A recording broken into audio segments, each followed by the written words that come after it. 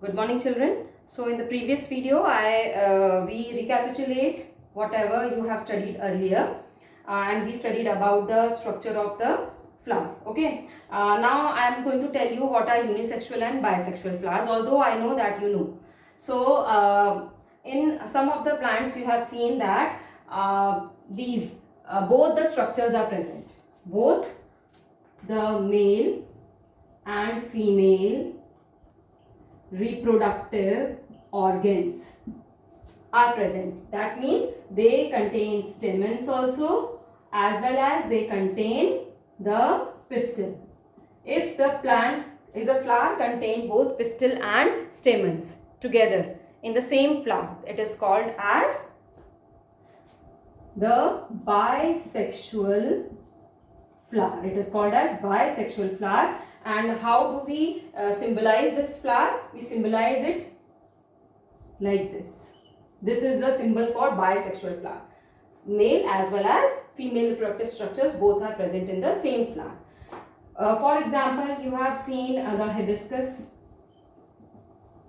Then you have seen the Vinca rosa. That is Sadabahar.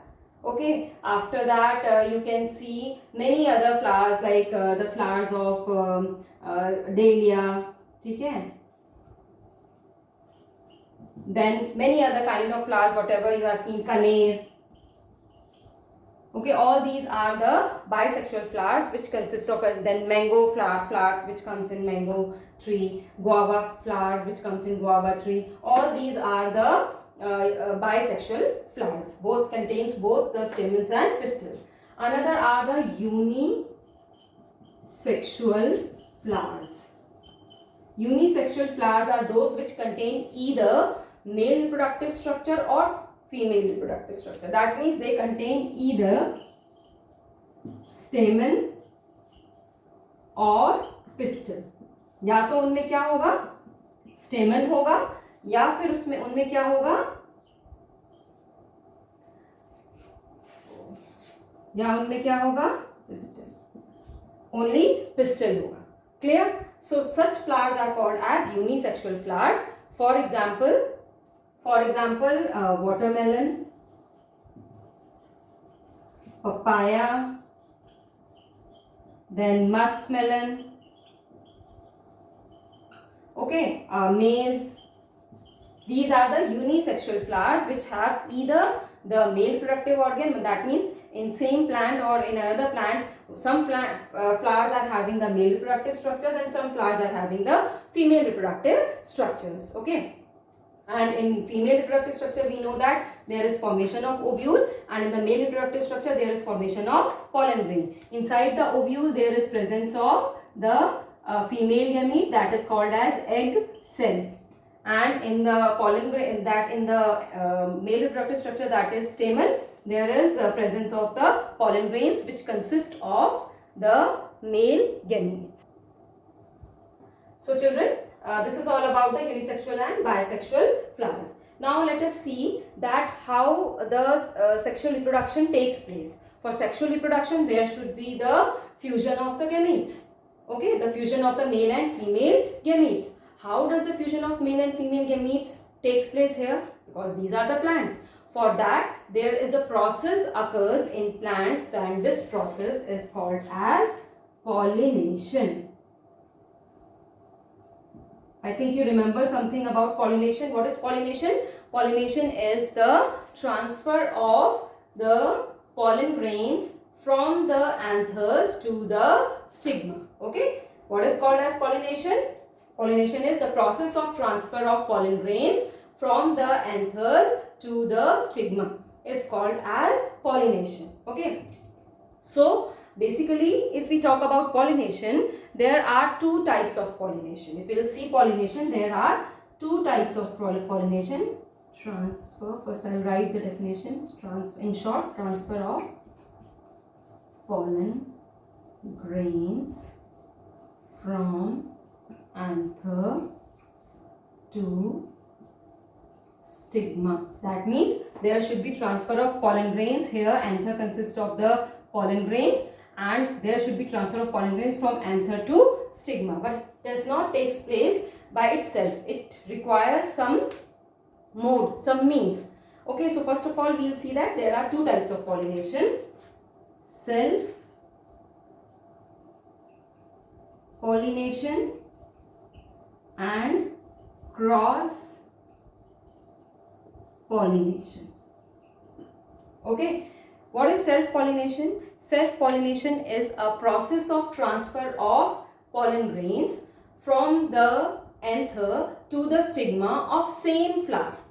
For example, we consider this flower. Okay, this is a flower, and in the same flower there is stigma here, and there is stamen, and on the stamen this is anther, and on anther there are pollen grains. So if there is transfer by any means, if there is transfer of these pollen grains to the stigma of the same flower, this is called as self-pollination, because there is no change in the or very little change in the genetic makeup of the new organism, new seed, new plant which arises after the fertilization. Okay, one more thing is there. Sometimes we know that a plant consists of many flowers. Okay, the plant does not consist of only one flower. A plant consists of many flowers. So sometimes there is transfer of pollen grains from one flower, from the stamen of one flower to the stigma of another flower of the same plant. Okay, for example, if I will make here, this is the plant. Suppose here is one flower and this is another flower. Okay, so here is the stigma and here are the stamens. So if there is transfer of the pollen grains from the stamens of this flower to the stigma of this flower of the same plant, okay, this is also called as self-pollination. Okay, so in these both the cases this is called as self-pollination, because more or less the genetic makeup, the genes are more or less same. Okay, now next we will discuss the cross-pollination. In cross-pollination there is transfer of the pollen grains from the stamen of the flower of one kind to the stigma of the flower of the same kind. For example, we will take one example of hibiscus. Suppose you in near your house there are two plants of hibiscus. दो अलग अलग plants हैं hibiscus के और दोनों में ही flowers आ रहे हैं. तो ये भी हो सकता है कि किसी एक प्लांट के फ्लावर के स्टेमन में पॉलन ग्रेन्स बने और किसी भी मीन्स के थ्रू ये पॉलन ग्रेन्स जो हैं they will transfer to the stigma of another plant of hibiscus. Remember, the plant should be same. It should be, अगर hibiscus का pollen grain है तो वो hibiscus के stigma पर ही जाना चाहिए. Okay, but the plant is another plant is there. So this type of pollination is called as cross pollination. Okay, so two types of pollinations are there. Now, how can the pollination takes place? What are the means of pollination? That we will discuss here. What are the means of pollination?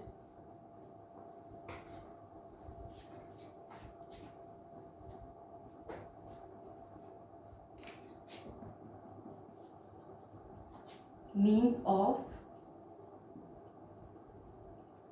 pollination. Okay, basically there are some means of pollination. First is through insects, second is by air, third is by water. Okay, so these are some of the means of insects, or we can also say by animals. Okay, these are some of the means of pollination. You have seen that basically the insects come to the flowers to collect the nectar, and during the collection of nectar they on their wings, on their body, these pollen grains they stick over them, and after that it is transferred to the stigma. Okay, after that when they goes to the another flower of the same type, it gets transferred to the stigma, and this is how the pollination takes place. And for insect pollination, it is must that the flower should be colored or it should be scented. Okay. Second is by air.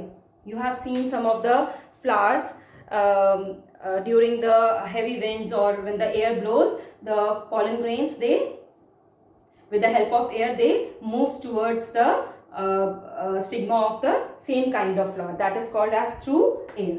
Third is through water or by water. That takes place basically in the aquatic plants. ये aquatic plants में होता है, water के through क्या होता है, जो pollen grains होते हैं, they reach to the female part or the stigma of the flower. And last is by animals. आपने देखा होगा sometimes animals, they roam around at many places, and during this some of the pollen grains, they get attached to their fur, and when they move to the another place, the pollen grains are transferred. Okay, so this is how the pollination takes place. Now what happened, the pollen grains get transferred by any means. The pollen grains are now get transferred from the stamens to the stigma of a flower. Now whenever there is the transfer of pollen grains, what happens, there is the fertilization takes place. ठीक है, after pollination, what happens, fertilization takes place, and we know that fertilization is what, the fusion of male and female gametes. Okay, fertilization is fusion of male and female gametes. Now the male gamete reaches, that is pollen grain which consists of male gametes. Pollen grain itself is not a male gamete, it consists of male gametes. It reaches to the stigma, to the pistil, to the female part of the plant. Okay, but before fertilization, there one more process takes place, that is the germination of pollen grain, so that pollen tube can form and the male gamete can reach to the female gamete, because female gamete is present deep inside the flower, that is inside the ovary, in the ovule. Okay, so it is present deep inside. So to reach to the female gamete, the pollen grain has to germinate. That is called as germination of pollen grain, and after that the male gamete reaches to the female gamete. Okay, so in the next video we will study about the germination of pollen tube and fertilization, along with post fertilization changes and formation of seed. Till then, bye.